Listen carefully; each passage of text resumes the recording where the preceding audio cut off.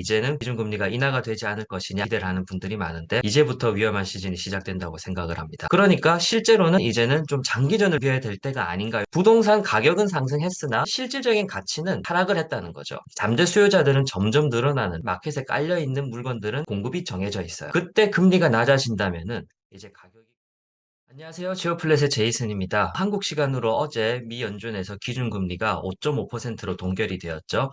그래서 두 번 연속 동결이 되다 보니까 시장에 조금 기대감도 퍼지고 있는 것 같습니다. 오늘은 이 미국 연준의 기준금리 동결이 미국 부동산에 과연 어떤 영향을 끼치게 될 것인지 앞으로의 저희 견해를 한번 이야기해보고자 영상을 만들게 되었습니다. 연준의 금리부터 숫자를 한번 빠르게 확인을 하고 넘어가도록 하겠습니다. 지금 5.5%가 되었죠. 두 번 연속으로 동결을 하였습니다. 기준금리로부터 파생되는 여러 다양한 금리들이 있죠. 가장 대표적으로 부동산에는 모기지 금리의 영향을 받을 거고요.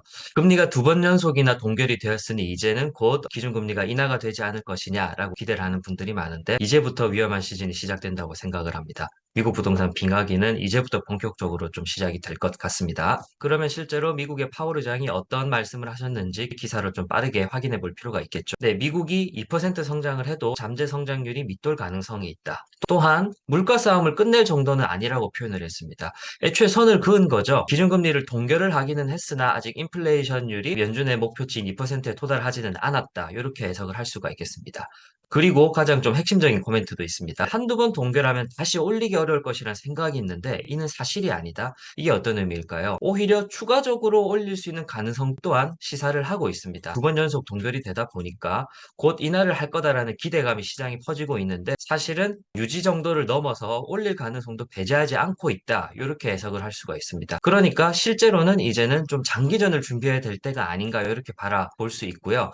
그럼 결국 이게 미국 부동산에 어떤 영향을 끼치게 되는지 우선은 미국 부동산 중위값 가격부터 한번 빠르게 확인을 해보겠습니다. 레드핀에서 자료를 가져왔습니다. 21년 9월 달에는 약 37.8만 불이었고 23년 9월 달에는 약 41만 불이었어요. 그러니까 이 메디안 세일 프라이스는 약 8.4%가 상승을 했습니다. 2년 동안 약 10%가량 상승을 했다면은 이건 지역에 따라서 더 오른 곳도 있고 좀 덜 오른 지역도 있다는 이야기겠죠. 그러면 이게 결국 이 당시의 매매 가격에 준하는 부분이니까 인플레이션율과 좀 비교를 해볼 필요가 있습니다. 그래야만 이게 물건 가격은 상승은 했으나 실질 화폐 가치와 비교해서 이 가치가 어떻게 변했는지 따져볼 필요가 있겠죠. 인베스팅 자료를 가져왔습니다. 미국 소비자 물가지수 CPI 전년 대비 그래프고요. 요거는 직전 1년 전보다 인플레이션율이 어떻게 변했는지를 확인해 볼 수 있는 자료입니다. 22년 10월 달에는 8.2%가 기록이 되었고요. 13년 10월 달에는 3.7%가 기록이 되었습니다. 이 전년 대비라는 게 어떤 의미인지 간략하게 설명을 해놨는데요. 11년 10월 달에 1,000원이 22년 10월 달에는 8.2%가 상승한 1,082원이 되는 거고요. 그리고 23년 10월 달에는 여기서 3.7%가 상승을 하는 겁니다. 전년 대비니까요. 1,082원에서 약 3.7% 상승한 1,122원 정도가 되겠습니다. 물론 이 CPI 안에 다양한 구성 항목들이 있고 어느 정도 변수는 있으나 이렇게 비교를 했습니다. 그럼 요약을 하면 뭘까요? 최근 2년 동안은 인플레이션율이 부동산 중위값 가격 상승을 훨씬 뛰어넘었다는 이야기죠. 부동산 가격이 8.4% 상승하는 동안 인플레이션율은 약 11%가 발생하였습니다. 바꿔 얘기하면 뭘까요? 부동산 가격은 상승했으나 실질적인 가치는 좀 하락을 했다는 거죠. 이 하락을 했다는 이유는 정말 다양한 부분들이 있을 겁니다. 그럼 과연 이걸 어떻게 해석을 해야 될까요? 현재 저희 지오플랫에서는 지오캐스트라는 이름으로 매일매일 미국 소식들을 여러분들께 전달해드리고 있습니다. 저희 유튜브 채널에서 멤버십을 가입해 주시면은 오픈톡방에서 이러한 소식들을 매일매일 제공을 해드리고 있고요. 앞서 말씀드린 인플레이션율이나 그리고 모기지 관련 소식들도 시성 있게 주제를 빨리 받아보실 수 있으니까 관심 있으신 분들은 꼭 가입을 부탁드립니다. 그래서 관련한 소식들을 한번 가져와 봤습니다. 저희가 최근에 다뤘던 내용인데요. 미국의 재고 부족으로 인해서 구매가 더 어려워진다라는 부분이 있습니다. 미국 땅덩어리가 굉장히 넓기는 하지만 사람들이 제대로 살 만한 지역들은 역시 정해져 있습니다. 그런데도 불구하고 실질적으로 신규 주택에 대한 공급량도 매우 떨어지고 있죠. 이 재고를 인벤토리라고 표현을 하는데요. 사실 미국에서는 사람들이 많이 모여 사는 대도시 위주로는 이 재고 인벤토리 부분이 숫자가 제대로 올라왔던 적이 별로 없습니다. 거기다가 지금은 좀 상태가 더 악화되었죠. 판매용 주택 수가 연속 5개월이나 감소를 했습니다. 레드핀 자료에 따르면은 22년 대비 45.1%나 감소를 하게 되었어요. 구매자들과 판매자들이 상황이 양분되게 되는데 10년부터 22년 초까지 구매를 하시려고 했던 분들은 기준금리 상승에 따라 모기지율도 너무 비약적으로 상승을 하게 되었죠. 그래서 점점 구매를 주저하시게 되었어요. 주택을 판매하시려고 하는 분들도 마켓에 쉽사리 매물을 내놓기 어렵게 되었습니다. 기존에 이분들이 주택을 구매하실 때는 모기지율이 낮았던 때 구매를 하셨는데 지금 시즌은 양도 차익이 조금 발생했다 하더라도 다음 집으로 갈아타려면 높은 이율로 새로운 집을 구매를 해야 되겠죠.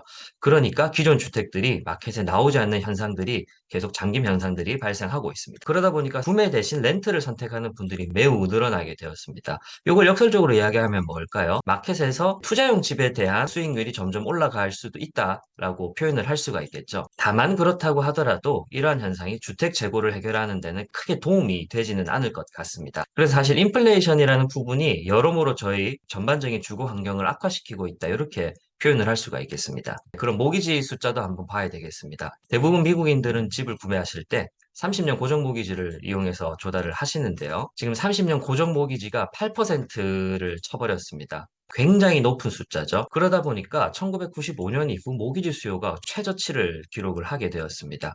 이게 어떤 의미를 가지게 되냐면은 마켓에 부동산 매물이 나오고 안 나오고 도 있겠지만 모기지를 이용해서 구매를 하고자 하는 수요가 대단히 감소했다는 뜻이 되겠죠. 그러다 보니까 지금 시즌에 가능한 구매를 하셔야 된다면은 올캐시로 구매를 하시는 걸 강력하게 추천드리고요. 네, 모기지 수요에 관한 이야기를 조금 더 해보도록 하겠습니다. 27년 이래 최저치라고 이야기를 했는데 바꿔 이야기하면은 대출 문의 자체가 거의 사라졌습니다. 그리고 리파이낸싱, 대환 대출에 대한 엄두를 내지 못한다는 거죠. 이미 주택을 가지고 계시고 팔려고 하는 분들 또한 마켓에 매물을 내놓지 못한다는 이야기가 되겠죠. 아까 말씀드렸던 대로 기존에 낮았던 금리를 활용을 하시다가 기준금리가 너무 올라가 버리다 보니까 요 집을 갈아타고 다른 집으로 이사를 하기 위해서는 새롭게 높은 모기지율을 활용을 하셔야 된다는 이야기가 되겠습니다. 대부분 부동산 구매를 하실 때는 모기지를 많이 활용을 하시죠. 현실적으로 10억짜리 집을 사는데 10억은 전부 내서 구매를 하시는 분들은 사실 크기 희박합니다. 그럼에도 불구하고 지금 같은 시즌은 구매를 하셔야 된다면 올캐시가 좀 필수 전략으로 바뀌게 되는 것 같고요. 아까 인플레이션 그래프를 보여드렸죠. 그렇다고 금리가 낮아진다고 하면은 앞으로 어떻게 될까요? 과연? 지금 기존의 잠재 구매자들 또한 렌트로 많이 옮겨가셨는데 이 사람들은 시장 상황만 바뀌게 된다면 언제든지 바로 구매자로 전환을 하실 가능성이 높은 분들입니다. 예비 수요자들은 점점 마켓에서 늘어날 건데 부동산 재고는 여전히 증가를 하고 있지 않습니다. 잠재 수요자들은 점점 늘어나는데 마켓에 깔려있는 물건들은 숫자가 공급이 정해져 있어요. 그때 금리가 낮아진다면 이제 가격이 굉장히 폭등할 가능성이 농후하게 되겠죠. 금리가 낮아질 때 그럼 부동산을 사야 될 거냐? 이것은 대단히 어려운 문제입니다. 아까 말씀드린 대로 잠재 구매자들이 점점 렌트를 선택하는 비율이 늘어났다고 했죠. 이분들이 렌트를 선택하는 주된 이유는 기준금리가 너무 높아졌기 때문에 대출을 활용하기 어려워져서 그렇습니다. 그럼 대출을 활용하기 쉬운 시즌이 되었을 때 앞으로도 시간이 6개월, 1년, 2년 지남에 따라서 밀레니엄 세대 같은 분들이 사회생활을 하면서 점점 예비 수요자로 전환을 하게 되겠죠. 금리가 낮아지는 시즌에 이런 예비 수요자들이 한 번에 한정된 공급을 가진 마켓에 들어오게 되면은 당연하게 가격은 높은 확률로 상승을 하게 될 것입니다. 오늘 영상을 짧게 요약을 하겠습니다. 기준금리가 2회 연속 동결이 되었음에도 불구하고 부동산 시장에서는 부정적인 영향을 끼칠 가능성이 매우 크다라는 것을 두 가지 예시를 들어드리면서 설명을 했습니다. 첫 번째로 재고 부족이 있고요. 그다음에 두 번째로는 높아진 모기지 금리로 인해서 예비 수요자들이 잠재적으로 렌트를 선택하는 비율이 늘어났다는 것이 되겠죠. 이러한 잠재 수요자들이 기준금리가 낮아질 때 한 번에 마켓에 몰리게 되면 그때 부동산 가격이 굉장히 뛸 것인데 여기서 도달할 수 있는 합리적인 추론은 아까 보셨던 인플레이션율보다 부동산 가격 상승률이 반대로 가고 있어요. 그러니까 부동산 가치가 지금 저평가되어 있다고 표현을 할 수가 있겠습니다. 이런 시즌에 한번 다시 도전을 해보시는 것도 한 방법이 될 것 같습니다. 네, 가능한 캐시 비중을 좀 높이시는 게 좋을 것 같고요.